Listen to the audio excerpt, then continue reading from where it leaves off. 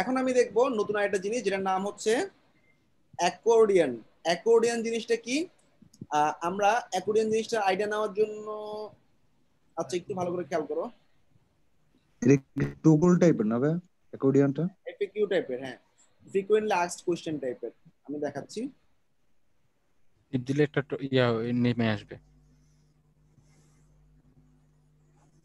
এখানে মনে করো আমরা একটা সার্ভিসে যাচ্ছি, ওই সার্ভিসটার নিচে দিয়ে দেখো এরকম এফএকিউ থাকে, এই যে এরকম কোশ্চেন আনসার। ক্লিক করলে আনসারটা বের হবে। সবাই কি বুঝতে পারছো এটা কি বলা হয়? টগল। হ্যাঁ ভাইয়া। জি ভাই, এটা বুটস্ট্র্যাপে করছিলাম। কোশ্চেন আনসার এটাকে আমরা এফএকিউ বলবো। এটা জি আমরা অনেক কষ্ট করে আমরা আগে যারা বুটস্ট্র্যাপে কোর্স ইউজ করছি জি জি জি ভাই। ইউজ করতে পারি। জাস্ট প্লাগইনটা ইনস্টল করব, ঠিক আছে? এটা কোন জায়গায় যাবো?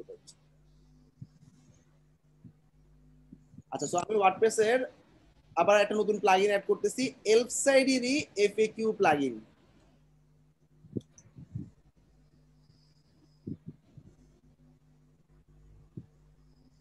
ভাইয়া এটা তো এলিমেন্টর দিয়ে করা যায়, তাহলে এখানে এটা দিয়ে করবো কেন?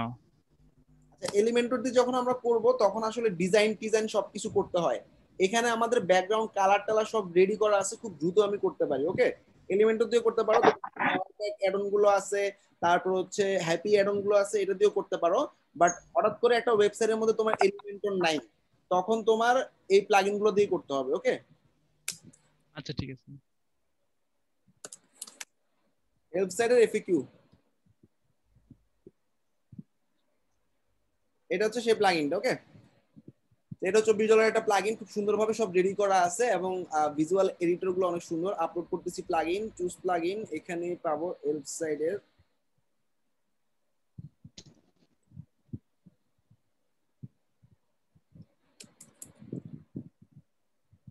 Toggle accordion.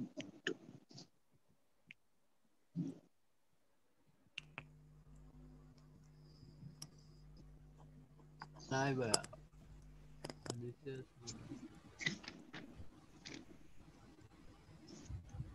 নামাইতে হবে না এটা, দাঁড়াও। অ্যাকর্ডিয়ন প্লাগইনটা, আচ্ছা আমি একটু দেখাই দিই। আমাদের যে ফোল্ডার গুলো আছে অ্যাকর্ডিয়ন ফোল্ডারের মধ্যে আমি শুধু প্লাগইনের ফাইলটা নামাচ্ছি, হ্যাঁ, অন্যগুলো দরকার নেই আমার।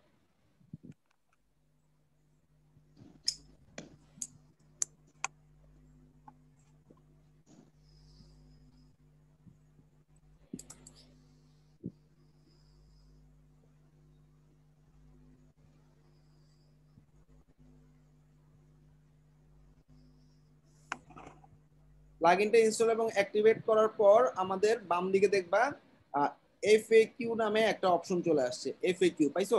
এফএকিউ এর উপর জি ভাইয়া। ক্লিক করলাম, ক্লিক করার পর এখানে এফএকিউ সব রেডি করা আছে, দেখো তুমি শুধুমাত্র এডিট করবা।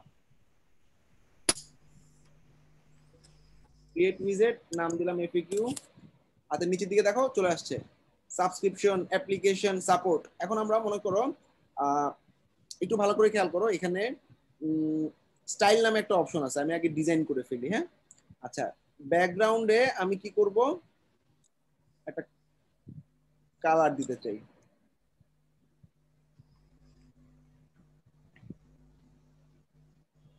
ওকে, আচ্ছা, এরপর কোশ্চেনের টেক্সট কালার কালো আছে, এটাকে আমরা ডার্ক পার্পল করে দিতে পারি।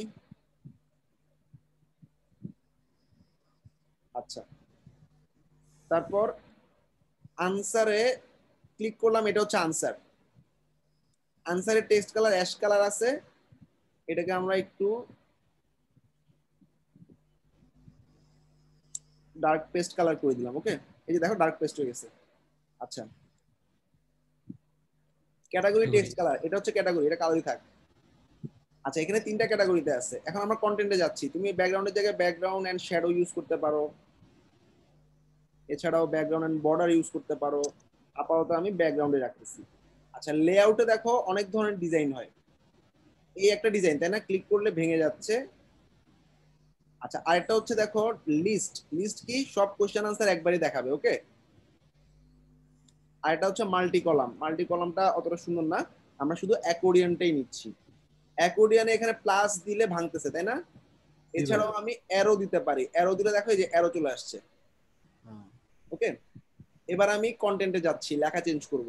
প্রথমে সাবস্ক্রিপশন আছে, ভাঙলাম, ভাঙার পর আমি এখানে লিখলাম কোডমেন বিডি কোর্স, ঠিক আছে। আচ্ছা এখন কোর্সের কোয়েশ্চেন গুলা কি কি আমি একটু দেখি। প্রথমটা ক্যান আই ক্যান্সেল, এই যে ক্যান আই ক্যান্সেল ক্লিক করলাম এটার উপরে, এই হইলো কোয়েশ্চেন, এই হইলো আনসার, ভাঙলাম, এই যে আনসার শিওর, দেখছো এই যে শিওর, আর এই যে ক্যান আই এটা হচ্ছে কোয়েশ্চেন। কোয়েশ্চেনে আমি লিখলাম হোয়াট কোর্সেস সিএমবিডি হ্যাজ,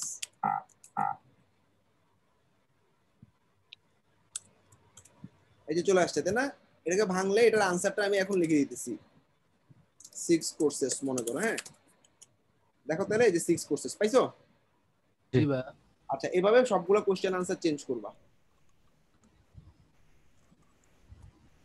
এরপরে অ্যাপ্লিকেশন, অ্যাপ্লিকেশনের জায়গায় আমি ব্যাক করলাম, এটা আরেকটা ক্যাটাগরি অ্যাপ্লিকেশন, এখানে লিখলাম কোডমেন বিডি সাপোর্ট, ওকে। আর এটা হচ্ছে মনে করো এটা দরকার নাই, আমি 3 নাম্বারটা ফালাই দিলাম, দুটো আছে কোডমেন বিডি কোর্স, কোডমেন বিডি সাপোর্ট। শেষ, সবাই ক্লিয়ার? কাস্টমাইজ এবার সেভ করে দাও। সবাই ডিফারেন্ট ডিফারেন্ট 3টা ডিজাইন করবা এফএকিউ এর জন্য, 3টা এফএকিউ এর জন্য। এখন এটা একটা বানাইছি, আবার আরেকটা বানানো যাবে না, এই যে আবার আরেকটা বানাইলাম, এটা নাম দিলাম এফএকিউ 2, এফএকিউ 2 নাম দিলাম, এখানে আমি ডিফারেন্ট কালার করলাম, ডিফারেন্ট ডিজাইন করলাম, এখানে ফাইবার ক্র্যাশ, আপওয়ার্ড ক্র্যাশ এরকম লিখলাম, স্টাইলে গিয়ে আমি অন্য কালার দিলাম, এটা মনে করো আমি এরকম এই কালার দিলাম, এটাকে আমি তারপরে সেভ করে দিলাম। তাহলে কি দুটো শর্টকাট আসবে না? জি ভাইয়া।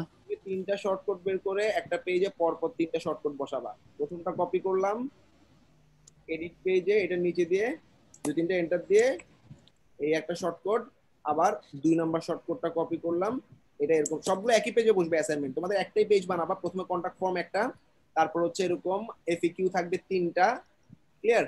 আরো দেখাচ্ছি, এরকম প্রায় অনেকগুলো জিনিস দেখাবো। এবার যে পেজের মধ্যে বানাইছিলাম সেই পেজটাকে রিলোড করি, দেখি আমাদের এফএকিউ গুলো আসে কিনা।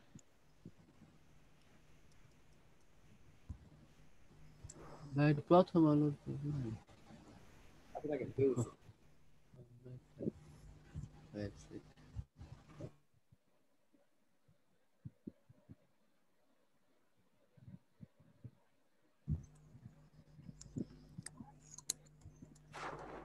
প্রথম আলো ওয়েবসাইটের মতো দেখ।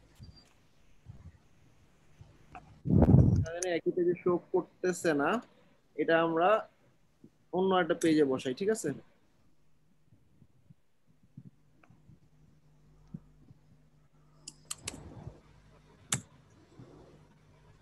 একটাই দিলাম,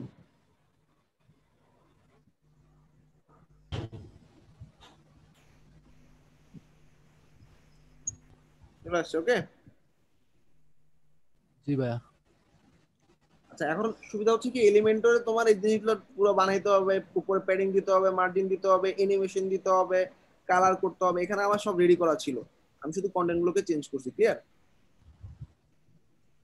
আচ্ছা নেক্সট